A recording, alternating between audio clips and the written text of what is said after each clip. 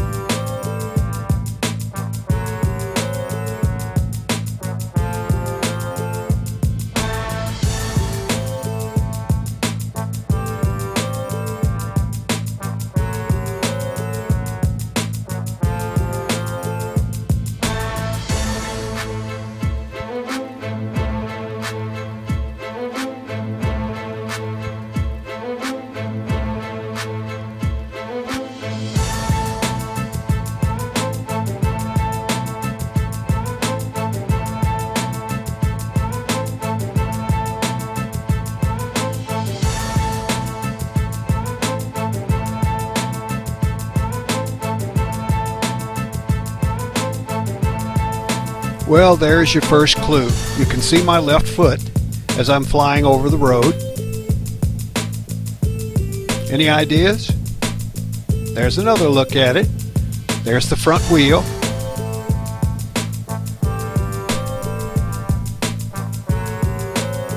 Still no ideas? Well, here's a takeoff.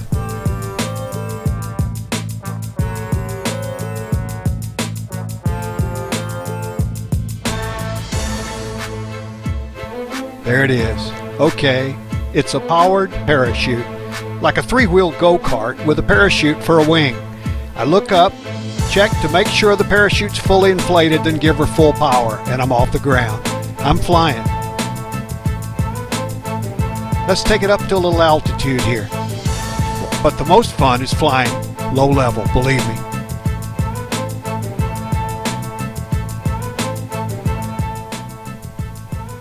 Here we're going to come in. Oh, there you can see my shadow. See, that's what it looks like when you're flying in the air. I'm up about 300 feet there.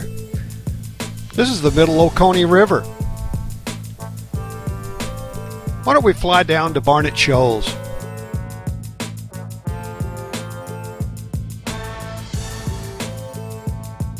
There it is.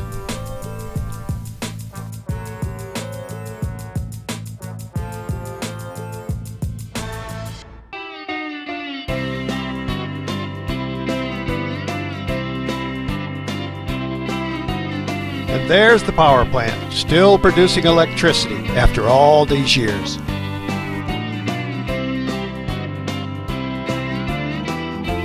But the hard part of flying, landing. There's my runway. Now this might look a little rough to you, but it's not as bad as it looks. I shoot for the point where the runways cross straight ahead. In this case, I overshoot a little, but no problem.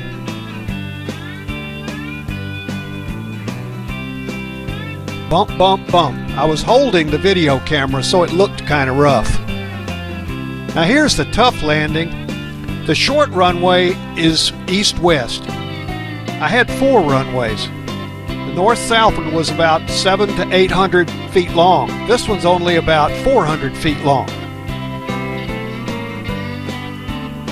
You can see my truck and trailer on the left. Bump, bump, bump. Again, I was holding the camera in this case. I didn't crash. That's what it looks like, a powered parachute. Looks like a three-wheel go-kart. That's the chute laid out behind it right after I landed. When you take off, you lay it just like that, pull forward, the chute inflates with air, and lifts off the ground. The best time to fly is late in the afternoon. What fun! Powered parachute. Notice the wind is almost dead, maybe 2 miles an hour.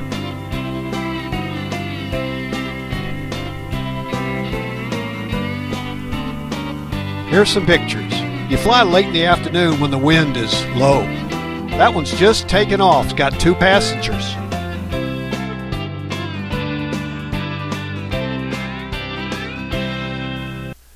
That's what it looks like in the air.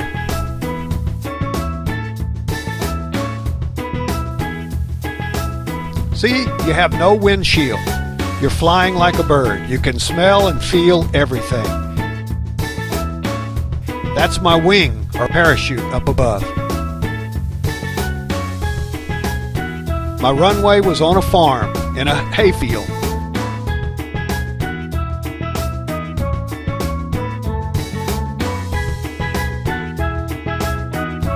That's what we looked like as the sun was going down.